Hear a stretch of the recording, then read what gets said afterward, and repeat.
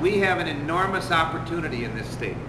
We have an enormous opportunity to be at the forefront of manufacturing, of research, of production for alternative forms of energy, renewable energy, and energy conservation. As I have said over and over again, to me it is pretty simple.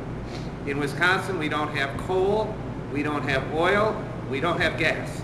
So every dollar that we spend for energy that comes from one of those sources is a dollar that leaves the state of Wisconsin. Some of those dollars go to countries that aren't even that friendly with us. And so every dollar we can invest in either conserving energy here at home or producing energy from sources, wind, solar, biofuels, and others that we have here in Wisconsin, every dollar we invest is a dollar that goes back into the Wisconsin economy and moves us forward. We are committed to reducing our dependence on fossil fuel, and through conservation and the use of alternative energy, our goal is to produce 25% of our electricity and 25% of our motor fuels from alternative forms of energy by the year 2025.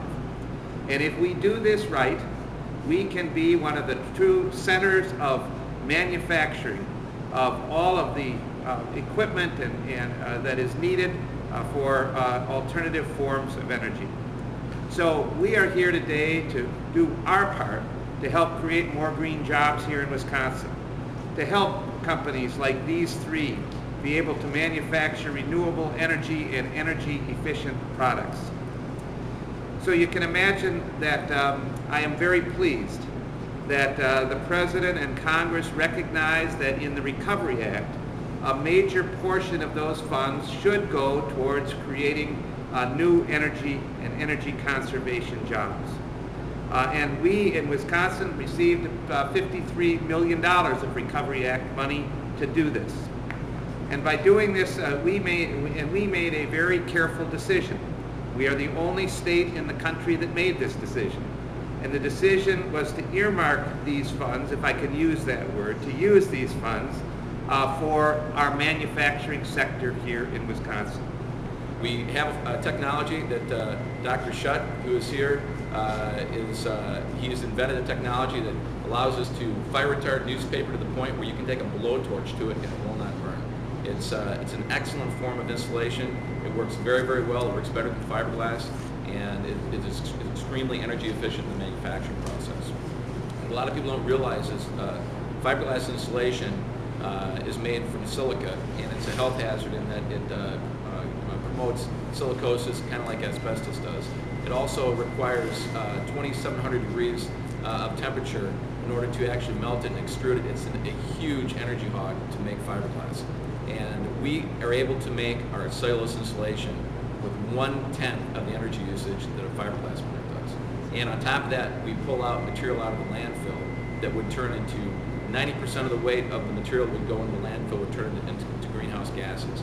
So we save a lot of pollution at the same time. We save a lot of energy, and we actually are much more fire retardant than fiberglass. We're going to have a demonstration over in our lab. At the end of this, I'd like to show people where we demonstrate just how good our technology works compared to the stuff that most of us have in our homes.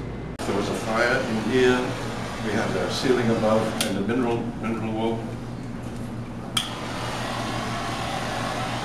We might expect something like this to happen. That's fiberglass, though, not mineral wool, right? Yeah.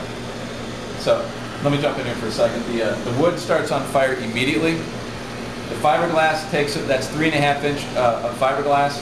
This is 3.5 inches of our newspaper-based cellulose that's been treated with our technology. This takes 3.5 minutes to burn through and start the wood on fire. This we can go for 2 hours and it will not burn through and start the wood on fire.